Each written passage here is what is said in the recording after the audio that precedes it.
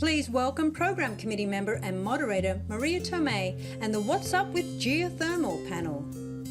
All right, welcome to the last session. Come on, guys, they said help welcome to, yeah, there you go.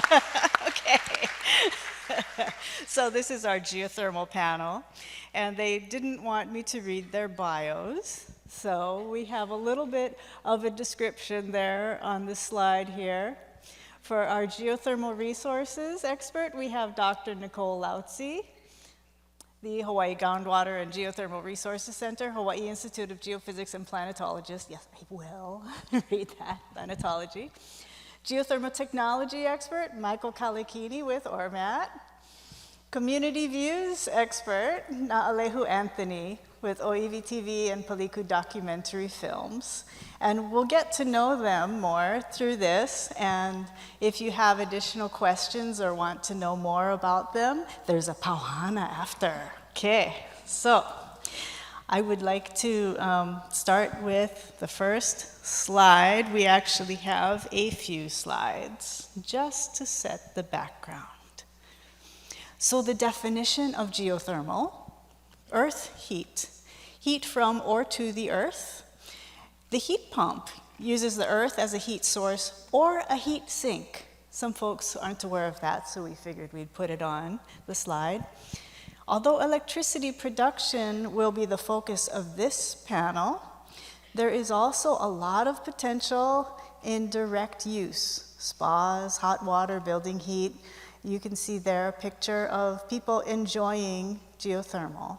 We'd also like to mention the enhanced geothermal is not needed or used in Hawaii. I'd like to turn it over now with the clicker to Dr. Lautze. Thanks.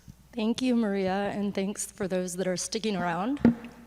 Before I click on, I will just mention that I have a new project looking at this geothermal heat pump technology for building cooling in the state, and as energy efficiency has been mentioned quite a bit, or reducing our electricity consumption, not using traditional HCs. Sorry, that's one possibility. So yes, hello, aloha, I'm Nicole Lautze. I am a specialist faculty member within the Hawaii Institute of Geophysics and Planetology, so we're quite a nerdy group at the University of Hawaii Manoa. In about 2015, my colleague Don Thomas and myself founded this Hawaii Groundwater and Geothermal Resources Center within HIGP. And the motivation for that was twofold. I, at the time, had a team of students helping me digitize a whole bunch of groundwater and geothermal material that we were sending to the feds as part of a federal project. Meanwhile, Don Thomas was drilling in the Saddle Road, a deep well in the Saddle Road, which some of you might know about, looking for groundwater. And daily drilling reports were being posted on a blogspot.com.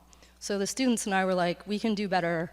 Let's create our own center, create our own website, and host all that information locally for the public. And so you see the website up there, and it really does host a wealth of information about the state's groundwater and geothermal resources and ongoing projects that we have in the center. I wanted to mention personally about myself. I studied geology, and then I studied active volcanoes, and I was really enjoying my active volcano research until I ran out of funding, circa 2010, 2011, and that's when I transitioned to looking at groundwater and geothermal resource assessments. And as I'll point out later, you really can't separate the groundwater from the geothermal resource exploration. But for geothermal, what really impressed me, because I didn't know that much about geothermal resources prior to 2011-12, when I initially started that work was, one, what a good renewable it is, in my opinion. It's inexpensive, it's low footprint, and we've been talking a lot about footprint and competing land uses here in Hawaii, in our island state. And did I say inexpensive? And then it's firm, so it's not intermittent. We can rely on the geothermal electricity production 24/7, and so really typically what that means is you get a lot more electricity production on a lot less land, and we don't have to worry about grid instability and that kind of stuff. So I'm a fan of geothermal. And then I'll move into my slides now. Sorry, that was my little segue. So this image is not my own, but I like it to show what the source of geothermal heat is in our islands. It's hotspot magmatism, so we have magma rising from deep in planet Earth. We don't really know why that is, why that occurs, but that hotspot's fairly stationary, and our Pacific plate is moving to the northwest, and because of that, our islands and our volcanoes get older to the northwest. So the numbers above each island are the age of the shield stage of volcanoes for each island in millions of years. So as we know, Hawaii Island has the youngest volcanoes and Kauai is the oldest, but there is a wild card in that most shield volcanoes exhibit what we call a rejuvenation phase, which can occur millions of years after the shield stage. So on Oahu, that's the Diamond Head, the Punch Bowl, the Cocoa Crater. And what that indicates, and we don't really know why that shield rejuvenation phase exists, so lots of questions in geology and volcanology, but what that indicates to us is that there might be magma hanging out for long periods of time in the subsurface that would cool really slowly, and so it's plausible that even the volcanically older islands host geothermal resources. Okay. Now I'm going to cover in one slide a 5-year-long statewide geothermal resource assessment that I led basically between 2015 and 2020. It was funded by the Department of Energy, and the pool of funds was called Play Fairway, and so thus the name is the Hawaii Play Fairway Project. In phase 1 of the project, we were tasked with identifying and compiling all existing data relevant to subsurface heat, fluid, and permeability, because the thought is for traditional geothermal production, you need those 3 things.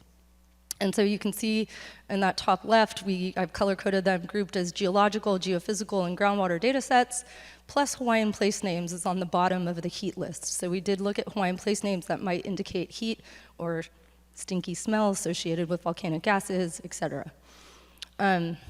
In phase 2, we were allowed to go out and collect some new data, which we did statewide with a focus on Lanai and actually Haleakala's Southwest Rift. And then in phase 3, we were asked to drill. And we drilled on Lanai.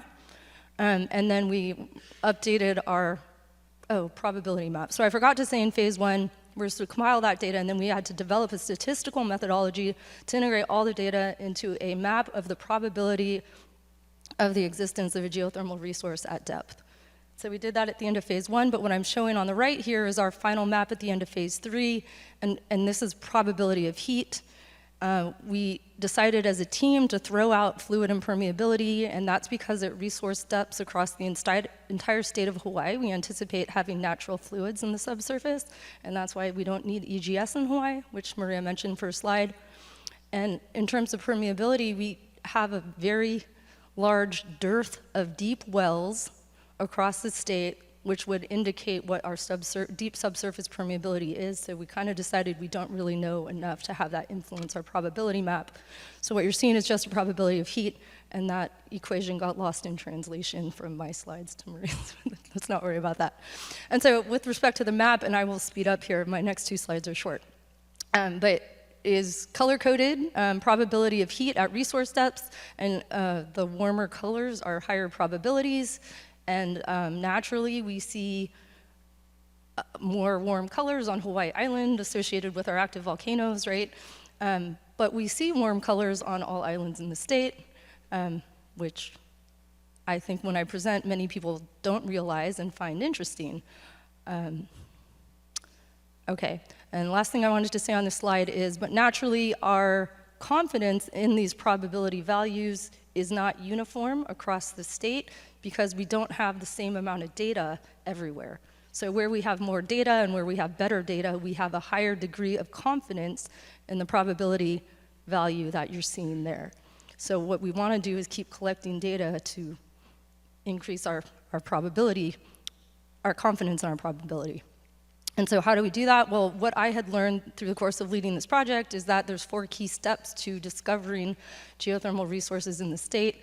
Step 1 is to just look at geology. Where are volcanoes? Where can we say that there was magma moving in the subsurface? Because what we want to find is cooling magma or unerupted magma, residual heat in the subsurface associated with that. Step 2 is to look at groundwater data, sample groundwater from existing wells, look for elevated temperatures, look for some chemical indicators that would tell us that there's maybe heat in the subsurface. For example, silica, when there's hotter water, silica from the rock dissolves, and so if we see elevated silica in groundwater, we can say that maybe increases our interest in the resource possibility. And step 3 is to perform geophysical surveys, and what this constitutes is placing geophysical instruments on the surface of the Earth. Some are passive, some are active methods, but what this does is provide us basically a map of the subsurface. So we learn different, it's like doing an X-ray or an MRI. We get a sense of what's going on inside the Earth. This is really, really informative, and cost varies depending on the type of method that we do and how extensive the survey is, but this helps de-risk drilling. So the only way to really understand what the quality of groundwater is and what the temperature of groundwater is to drill, and what we at UH advocate, or HGRC, is to drill a slim hole. So this is a very small diameter hole, 3 to 5 inches, so literally like very small, to depth, and to measure like the salinity of the water and the temperature of water. Those are expensive, at $3 million per well, but that provides the information that we need, and in my mind would de-risk it for potentially the next phase, which would be contemplation of geothermal development. So there's really nothing that can happen around development in completing these 4 steps. The picture shows a photograph of the drill setup on Lanai Island through my project. It's not a major operation. We need 1 to 2 acres of land, a handful of shipping containers. The drill rig is mounted on a truck, and it's hidden behind the shipping container in that image. It's a crew of about 10 people that rotate 12-hour shifts, 5 on, 5 off. And drilling should take 6 weeks, pause 2 weeks, another 6 weeks, and should be done to get to about 6,000 feet. And then finally to say here, if we want to prospect for fresh groundwater or carbon storage, which is a new research arena of mine, so that's carbon sequestration and storage, we use the exact same methods. So we really can't separate trying to understand our fresh groundwater from trying to understand our geothermal, from trying to understand carbon storage potential. Quickly, where are we in terms of this data collection across the state? Groundwater are pretty good. There was a geothermal resource assessment completed by Don Thomas in 1985. He looked at groundwater statewide. We validated basically what his findings were in my more recent project. Geophysics, we did a very extensive surveys on Lanai. Lanai is an easy place to work for reasons I can explain. The topography being one reason, it's not extreme. And then we're starting to get a good set of geophysical data for Hawaii Island, as you can see in that image there. Where we have dots is where we've collected data, but it's a big island. We could use more geophysics on the other island, and I think, is that last slide missing? Yeah, okay, so I had intended to have a final slide, but what we really lack is those deep slim holes. So outside of Kilauea's East Rift Zone, which is Puna, which is where all geothermal exploration was focused in the 1970s, and several wells were drilled. So outside of Puna, we have only 4 deep wells, and those are not geothermal wells, those are the slim holes I talked about. 3 are on the Big Island, 2 in the Saddle Road, 1 near Hilo Airport, and then you can kind of count the one on Lanai, drilled as part of my project, that we only got to 1 kilometer. And so we really need, in my opinion, more geophysics and more drilling to constrain, what our prospective resource across the state is, and even if we don't find heat, we will learn about our groundwater and carbon storage potential, and just basically our volcanoes. I'll stop there. Sorry if that was a bit long. Oh, you have your own. So you need to do the wrong things. Thank you, Nicole. Aloha. So I'm Mike, and I'm going to talk a little bit about the state of geothermal today on Hawaii Island and the state, well, just Hawaii Island. Okay, so here's a shot from a drone. This is our facility in Pahoa, Kapoho, location with 21 miles south of Hilo. All around us was the lava from 2018. And what you see with the big round circles there to the right are air cooling fans and all the connection, the piping. There's more fans there by in the back of Maui Arts Cultural Center. So let me see.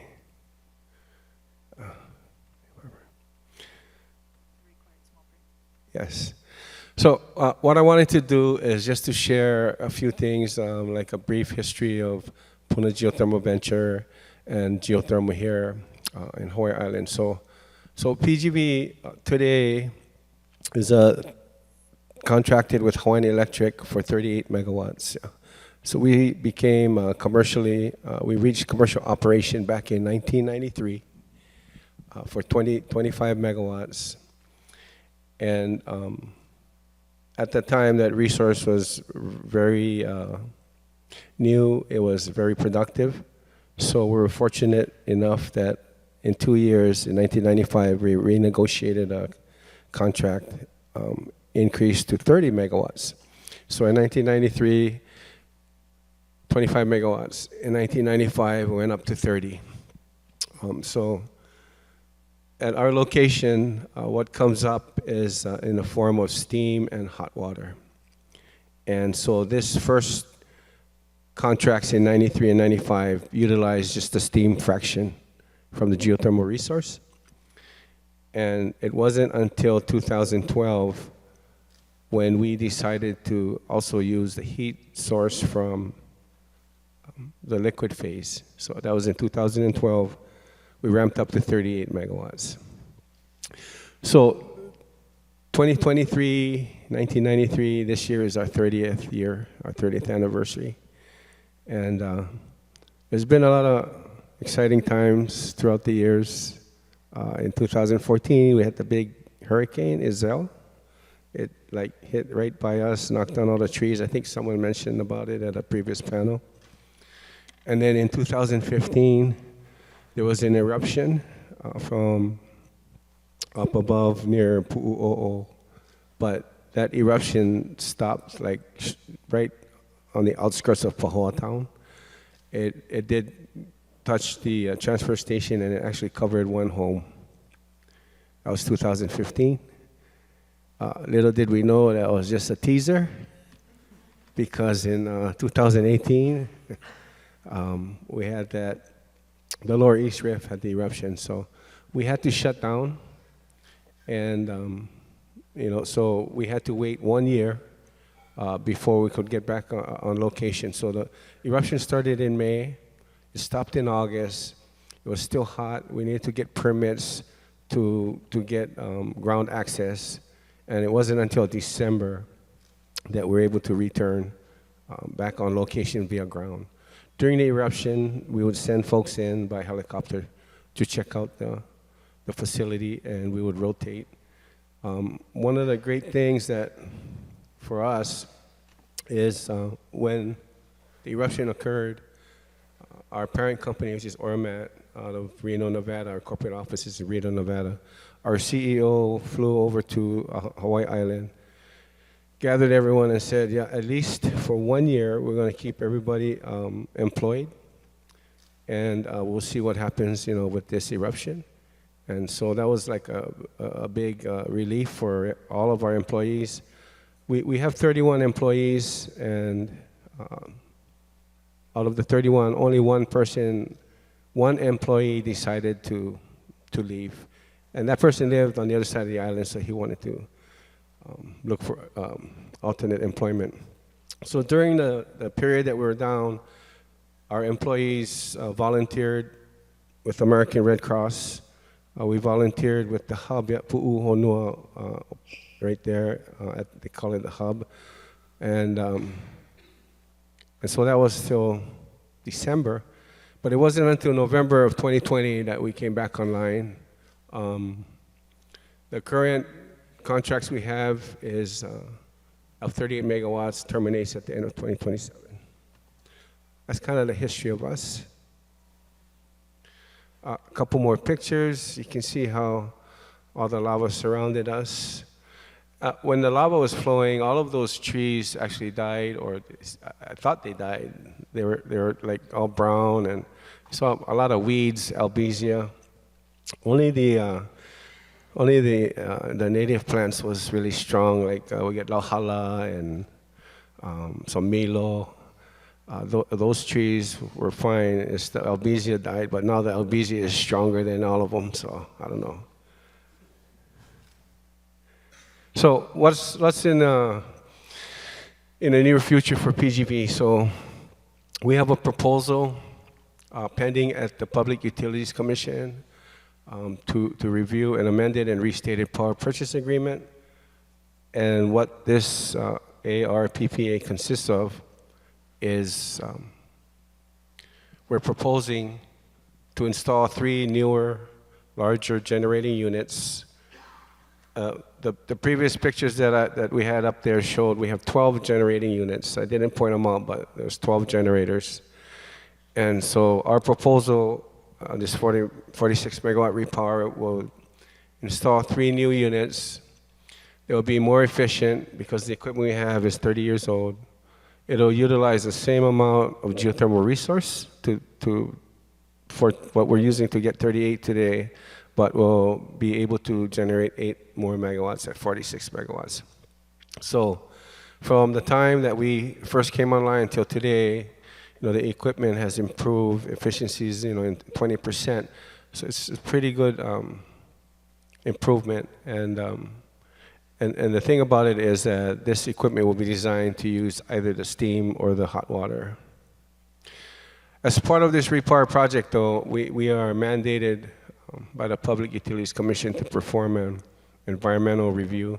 So we have embarked on an environmental impact study, and we just submitted our draft to the environmental bulletin, and we have a public meeting scheduled next week, Thursday, June 1st in Pahoa. That's what's going on. Mahalo.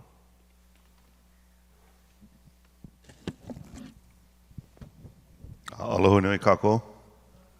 O wao o na alahu Anthony no ka'aawa mai au mai ka mokupuni o ahu. Nui ko mahalo ia o ko pakahi a pauna keia maumanawa a kako e hui ai. My name's not Alehu. I don't have any slides.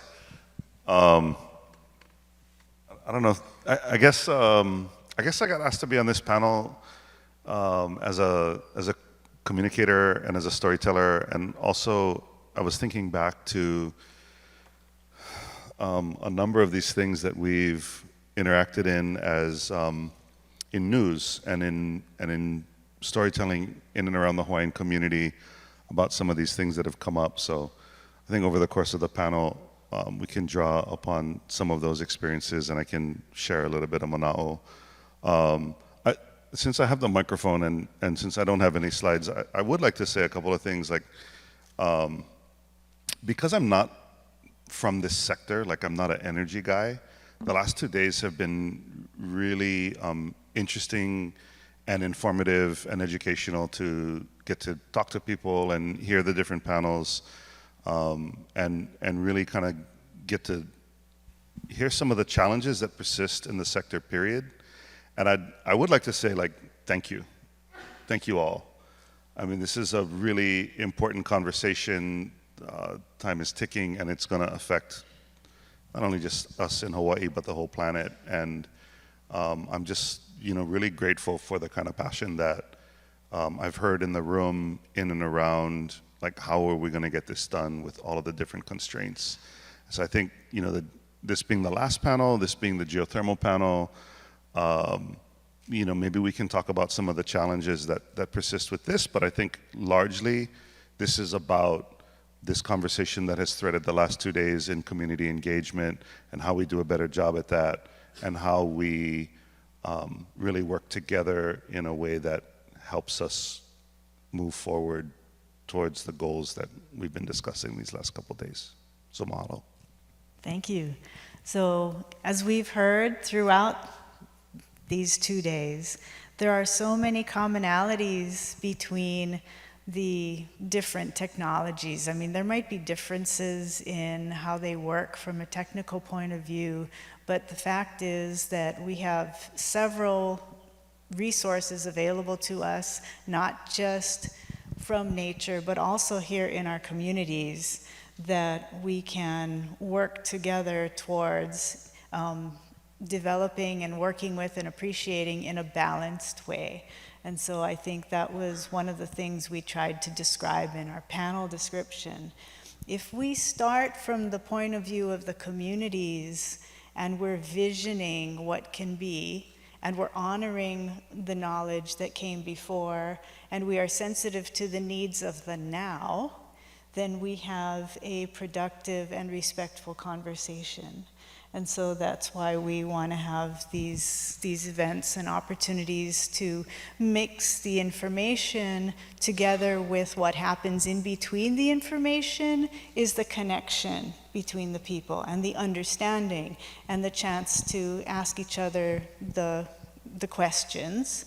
Not only how will this work for the future, but how does it look for us in the near term? So we heard several examples of having energy resources and potential and wondering how are we going to get that into a form that will be helpful to the people there. And somebody asked me on the first day, I think it was even before we started in the panels, they said, is there geothermal potential on Oahu? Because that's where the our greatest load is. And so I thought, well, I would love to ask the panelists this question. So since the audience questions aren't in there, let's start with that one. Is there a potential, and would it make sense, and would we want to, is there a reason that we would want to, or what should we be careful of? So maybe, what is the... I'm not sure I'll answer all three of those, but I mean, yes, there is the possibility that a resource exists on Oahu. I'll go back to what I said, is it surprised me how little we understand what the potential extent of our resources across the state, and Oahu's no exception. I do get asked, like, how many megawatts could we have on Oahu? And I can't with any scientific integrity answer that question, because we have, the only data that we have on Oahu is groundwater data, whereby Waianae caldera, there's some geothermal anomalies indicative that there may be a hydrothermal system at depth, and similarly at Ko'olau caldera. So we've got windward and leeward sides. There's also, we believe, a limitation in the geophysics we can do on Oahu, because our favored method is called magnetotellurics. It's an electromagnetic method that actually uses our natural electromagnetic fields. You just place an instrument on the ground and it senses what comes up. But we have so much EM noise on Oahu due to our infrastructure that we get noisy data back. So for Oahu, we could do a little bit more testing on the geophysics, but it seems like we just need to drill, and nobody's come up with the amount of money needed to drill a test well. Even though, I'll mention again the connection to groundwater, we believe that, so now maybe some of you have heard there was a large article where on West Hawaii Island we found freshwater below saltwater, so deep freshwater. And that has certainly been known in Hilo for some time, and we believe that could be the case on Oahu. So we might find that we have larger volumes of fresh water just by drilling one of these wells. But I have found when I inject water into the geothermal conversation, things get confused, even though in my mind it makes sense. So yes, it's possible. I think along the rift zones and the caldera regions of both volcanoes, we probably need to drill to find out. What were the others? Does it make sense? Yeah.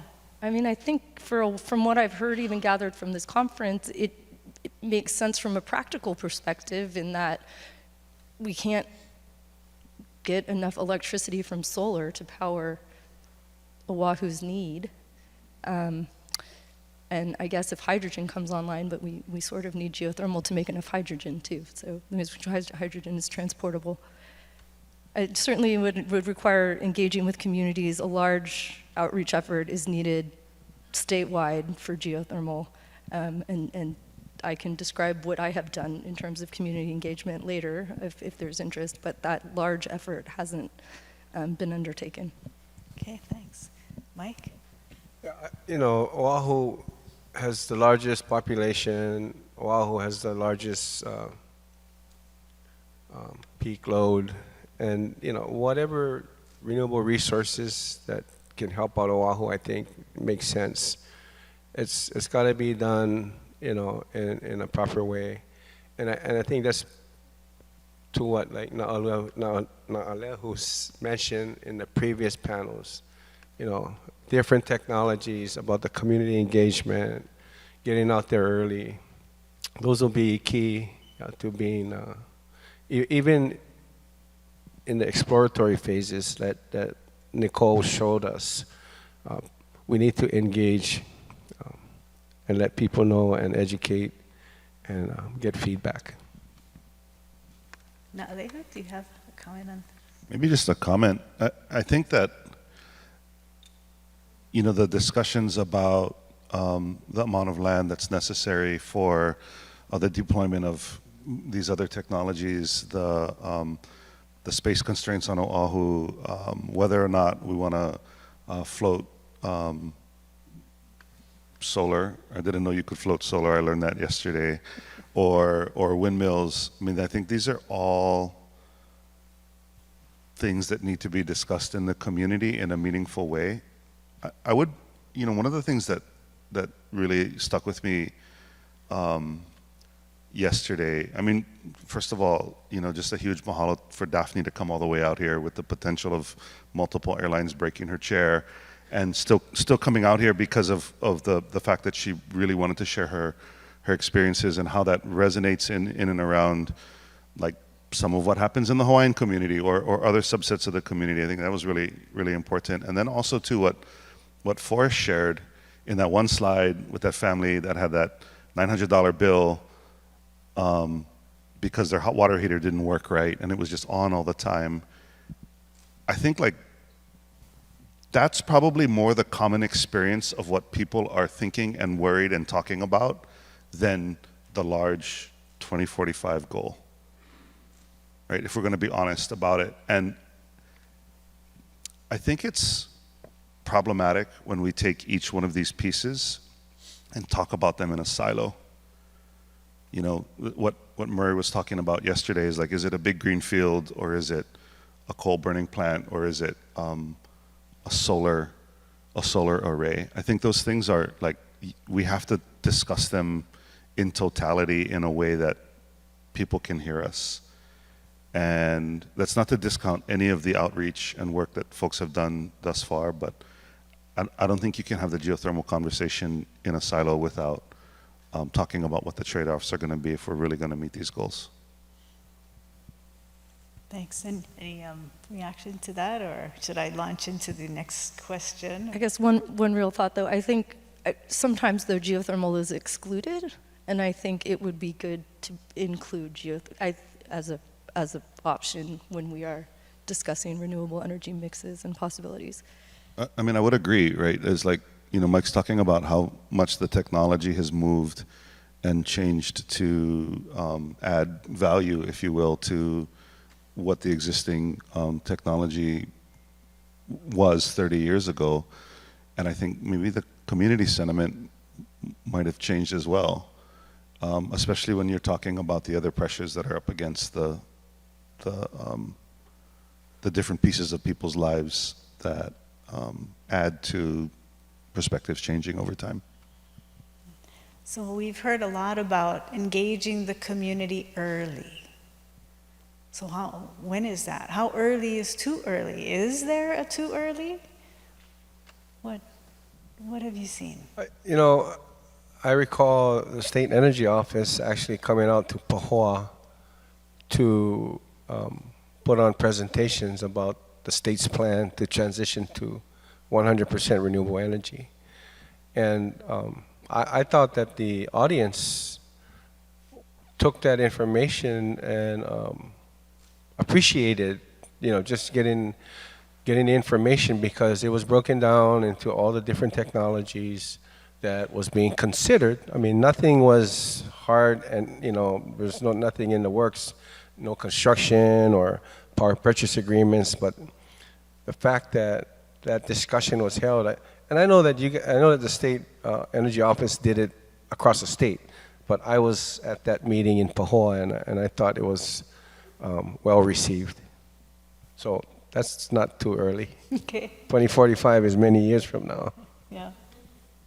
I think it was a workforce development talk, 2 things early, and I think it was Katie said that in the STEM classes for K through 8, that there's some information on wind, solar, and geothermal, and I think that's awesome. So not too early, never too early.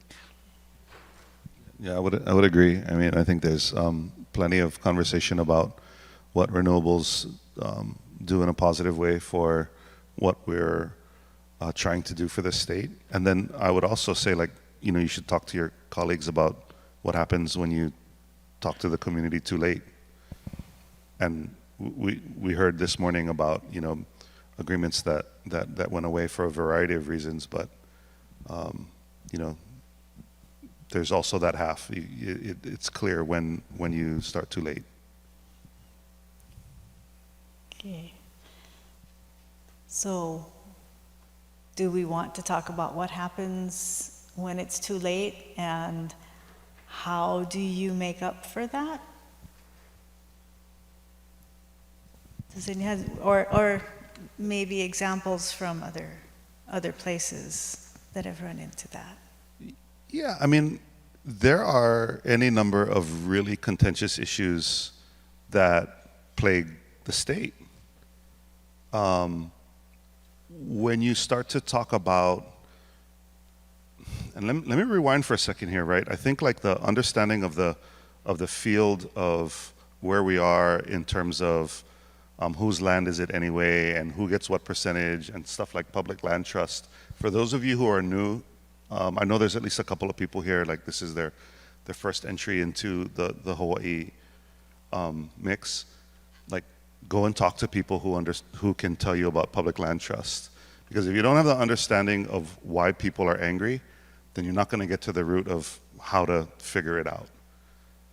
And I think so much of this is like, we have as a state, as some policymakers have done a particularly bad job of kicking some of this stuff down the road until we are forced to deal with it, until leases are coming up, until we're on these kinds of deadlines that don't allow us to kick the can down the road anymore. You know, certainly the climate change conversation is forcing us towards that with policies about where we can build, right? We've got these hotels down the coast, right? They're gonna fall in the ocean if we don't do something. I live 3 feet above sea level, same thing. Right? I gotta figure out what I'm gonna do with the family house. So there's stuff that's like on a timeline that forces these conversations, but that doesn't mean that we can skip steps.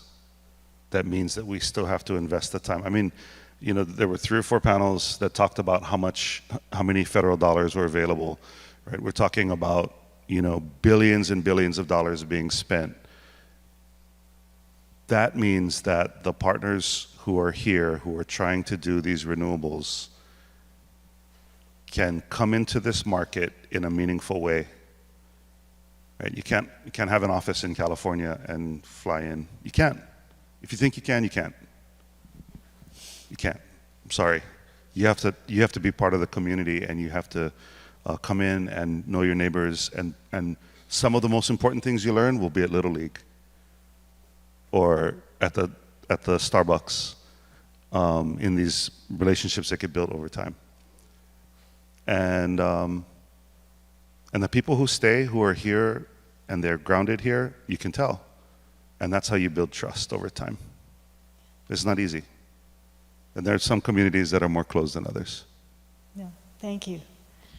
Yeah, you know, and speaking towards, you know, doing projects the wrong way, the state actually embarked on a project to do about 200 and 300 megawatts of geothermal energy on Hawaii Island back in the 80s. And the plan was that we would connect Hawaii Island to Maui and then ultimately to Oahu. Well, there was no consultation, there was no outreach, no discussion with anyone, as I recall. I mean, there may have been, but maybe I came in afterwards but there was definitely pushback, and so that project, didn't move at all, right? But that, to me, in my opinion only, was a situation where state leadership knew what, or their focus was they knew what was best for the state without reaching out. So that's an actual example of a geothermal situation. And then if you fast forward, I mean, we had the super ferry situation, and recently with Mauna Kea, and so there's going to be more activities like this, definitely. Yeah.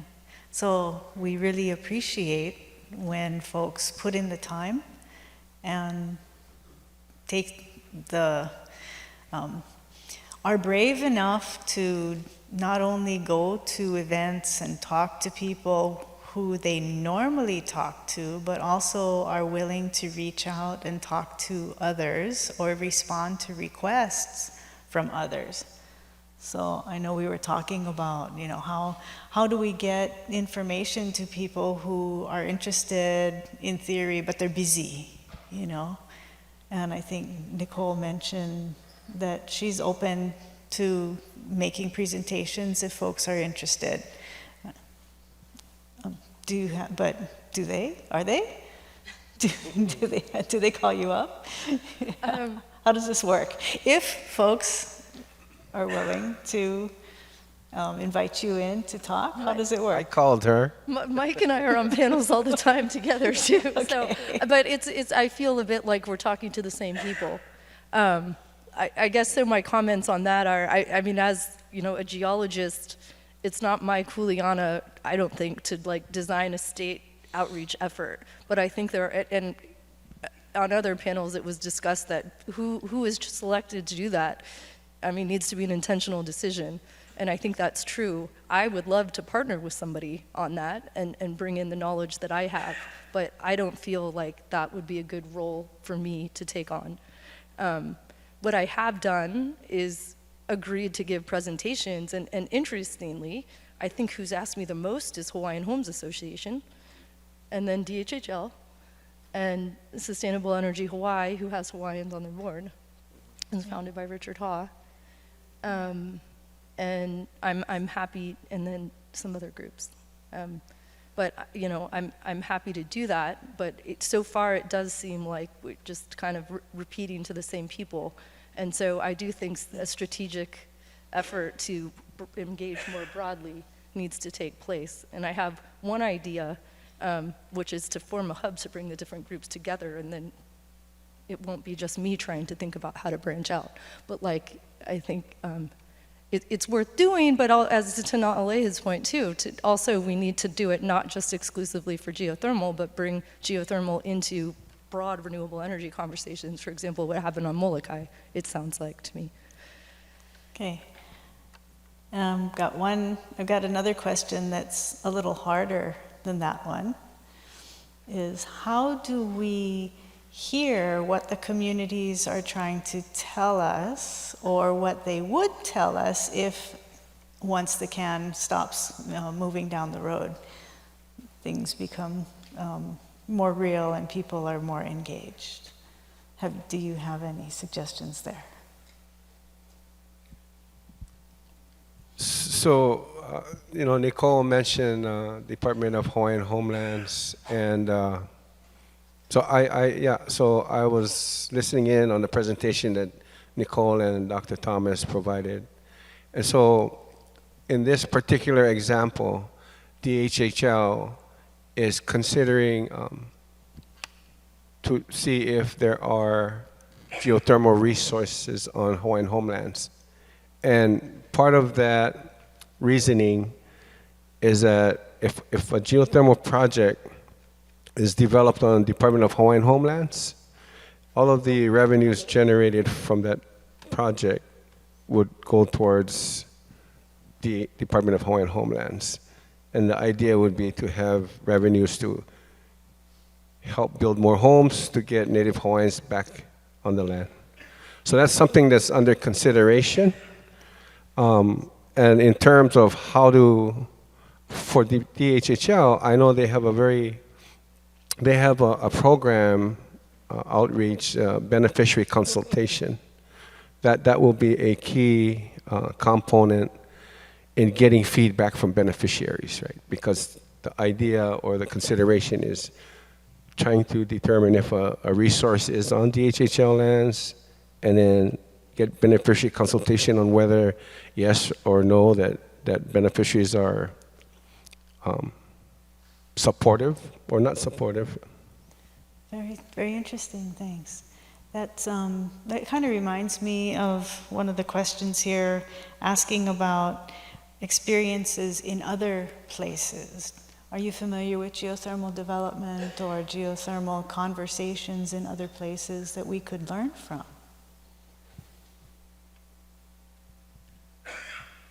I mean, there's a couple of examples that I read about that are, it's contentious as well, but for different reasons. There are, like hot springs that are concerned that they would lose their heat if there was a geothermal venture, somewhere in and around their hot springs, and then hot springs are, make the whole town profitable, and those kinds of ideas. So, I mean, there's,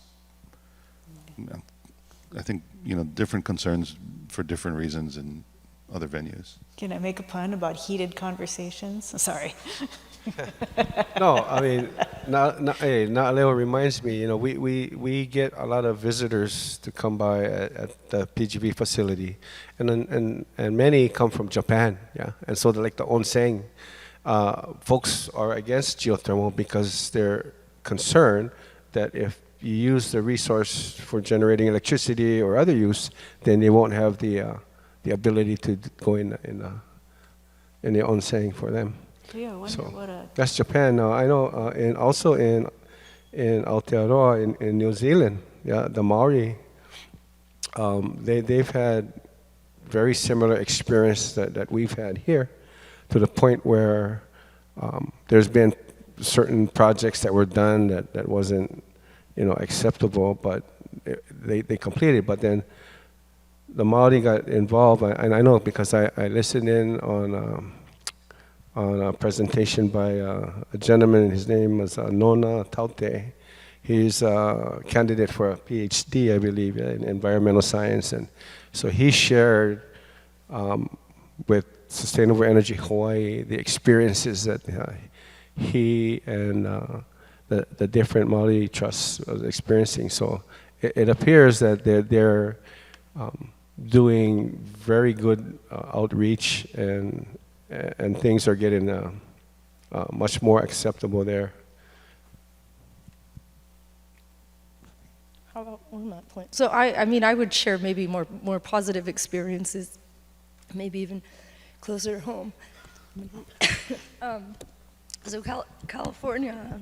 Geez. Do you want to talk? How's over a gigawatt? With another gigawatt coming online. Yeah, California. Yeah. What, the geysers? And Salton Sea. And the Salton Sea. Yeah, California at one time had the largest geothermal field in the world, and this is near the Sacramento area. But since then, though, I think the Philippines and Indonesia have overtaken the U.S. in the amount of geothermal. But I don't know what Nicole was going to say. No, I don't think so. I think the now that she's done coughing. U.S. is still the top provider of geothermal, and the majority of it comes from California and from 2 locations. And that is the geysers, which I'm fortunate to visit a couple weeks ago. And as far as I can tell, there's not a whole lot of controversy.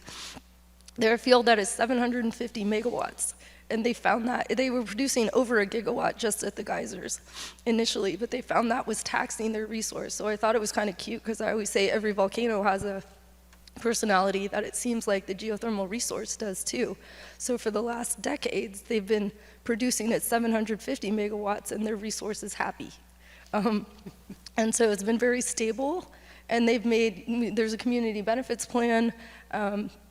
They make effort to engage the community, keep the community very informed with the goings on at the plant. And it seemed to me to be, they have a museum, they do activities at the schools, and it seemed to me to be a very positive experience. And then the other big place in California is the Salton Sea, which is east of San Diego, kind of near the border with Mexico. And there's where there's lithium, if you've heard about the connection between geothermal and lithium. So the the geothermal brine, it's called, that's brought up, has lithium that precipitates out when the fluid cools.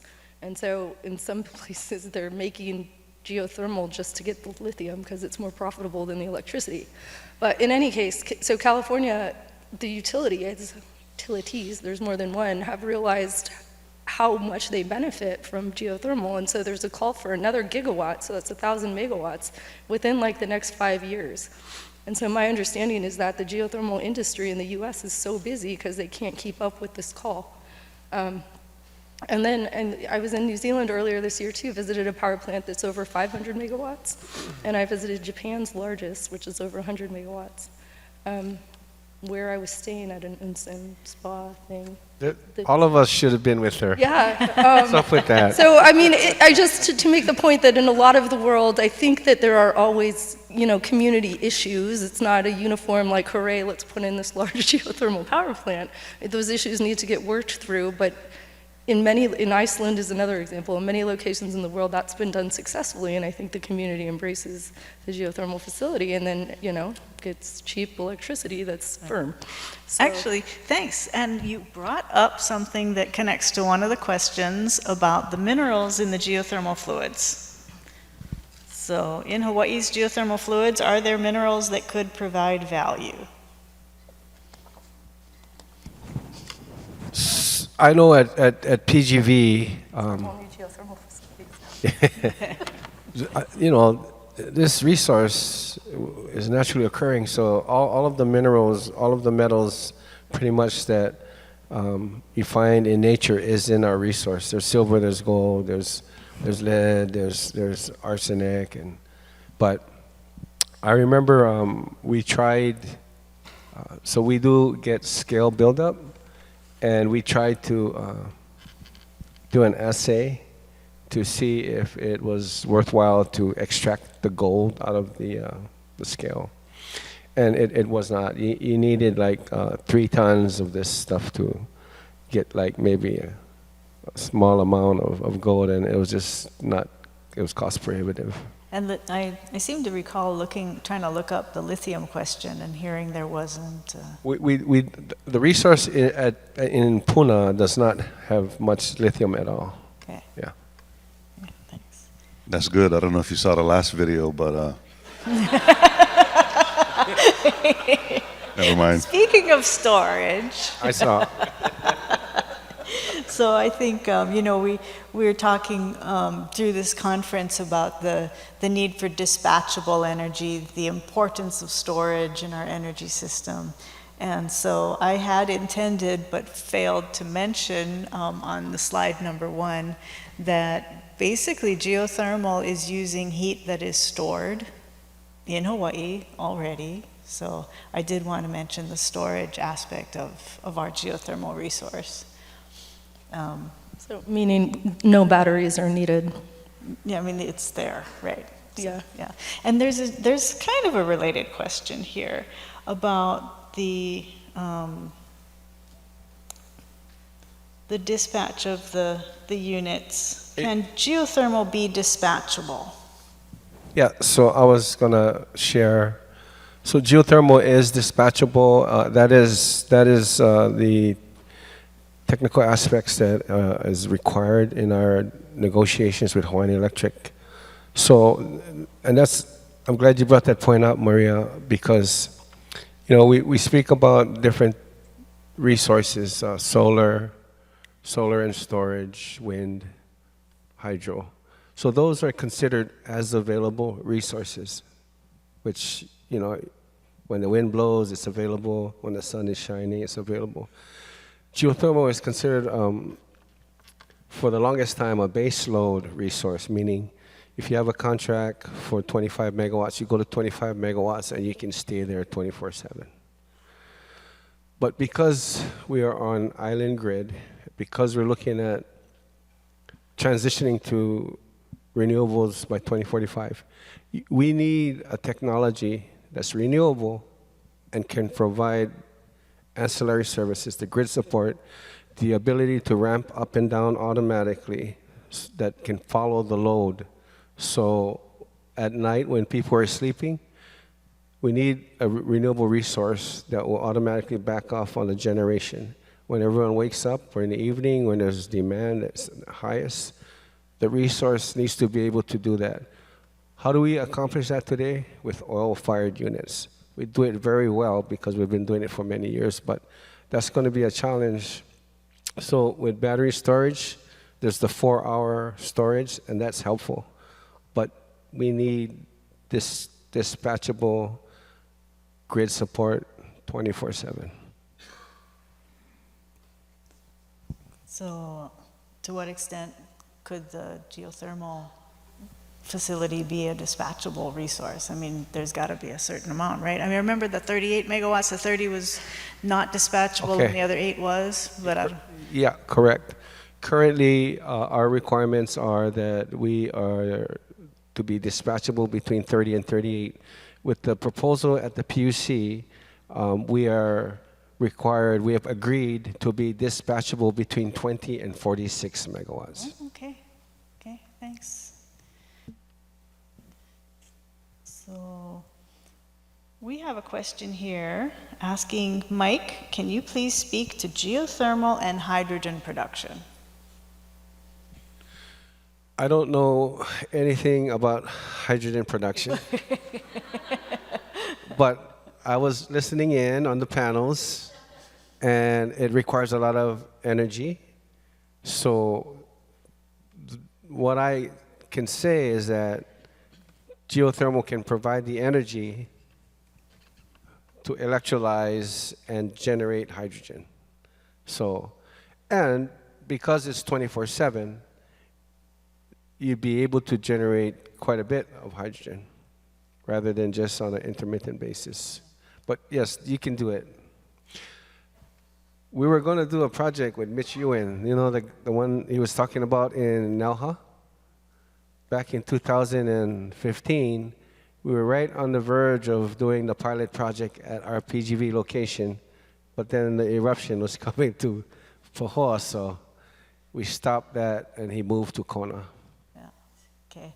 Well, we only have a few minutes left, and I would like to ask each of you, what would you like to see happen in the next 5 years? Starting with me. Yes. I would love funding to do anything. So since the project I mentioned ended, there's been $0 of federal or state funding to continue any resource exploration in the state. So colleagues has a huge project around Red Hill that's utilizing all of our geophysical equipment. And I have an incoming carbon sequestration and storage project. But there's $0 for geothermal, and I feel like I know exactly what the next step is on any volcano. I'm agnostic to which volcano or where, because I get asked that a lot. Where would you start? It doesn't really matter to me.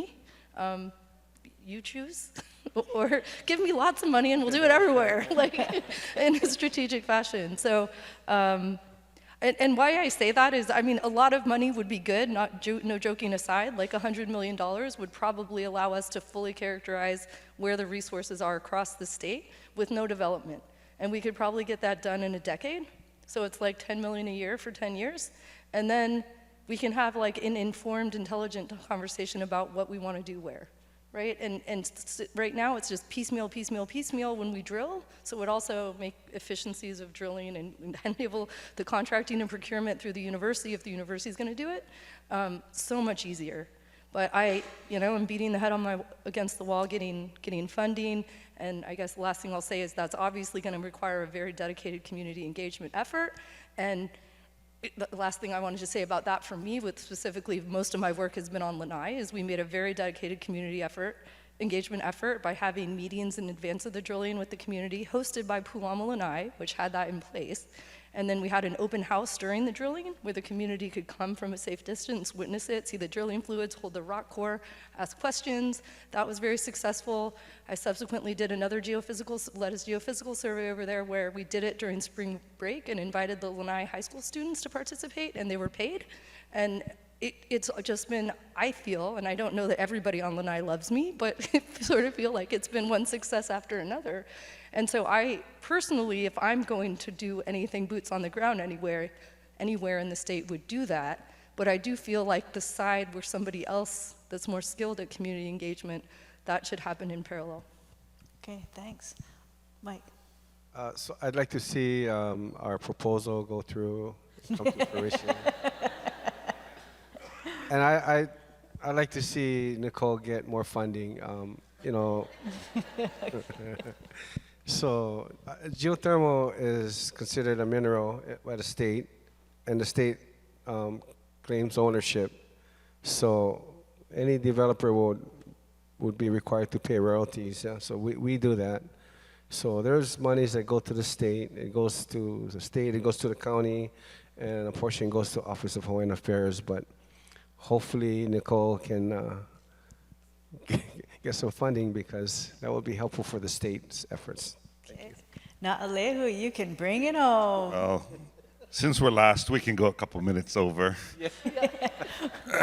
Who got you guys? You guys still got tickets? You use the tickets in a few minutes. You know, actually, what I would offer is that, like, especially the really big picture stuff, those slides that are looking at like what has to happen to decarbonize, whether you're Hawaiian Airlines, whether you're Hawaiian Electric, you know, and other forms of transportation. Like, I'll take as a quick story, right? So I'm on the Board of Water Supply. Ernie Lau's my hero. Red Hill happens, the Navy poisons our water. There's a big question as to where this plume of material is moving in the aquifer. And Ernie Lau gets on TV and he says, please, everybody save 10% of your water, right? And this is on the back of this huge effort that has been going on for decades to like use less water per household. Ernie Lau stands up and says, this is paramount, you have to do it. Please help us. This is for the protection of all of us. And I can tell you, I've seen every month, month in and month out, our use of water on Oahu is below the 12-month average and below the 5-year average by millions of gallons a day. Okay? And the reason why I tell you this is because of the urgency at which Ernie brought this to the community in a clear and concise way. And we were in, you know, like just like comms chaos because of what was going on in the background.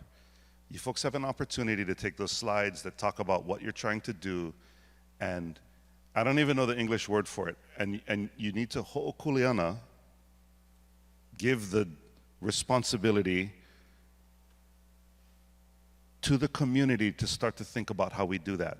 That's going to be in conservation of the resource now, but it's also going to be all of these tools and things that you've been talking about to start to socialize this, not just because it's good for the bill that we get every month from Hawaiian Electric, but because it's the right thing to do for this place.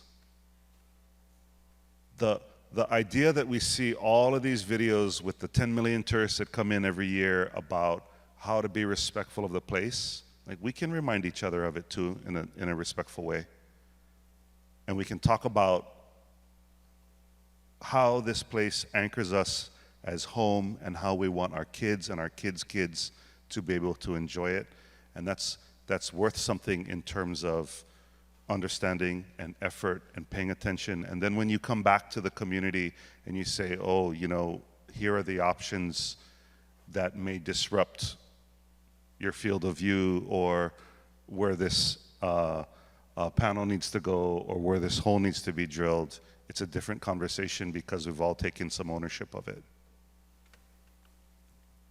Thank and you. I'd like to see her get some funding. Yeah. Okay. Thank you, guys.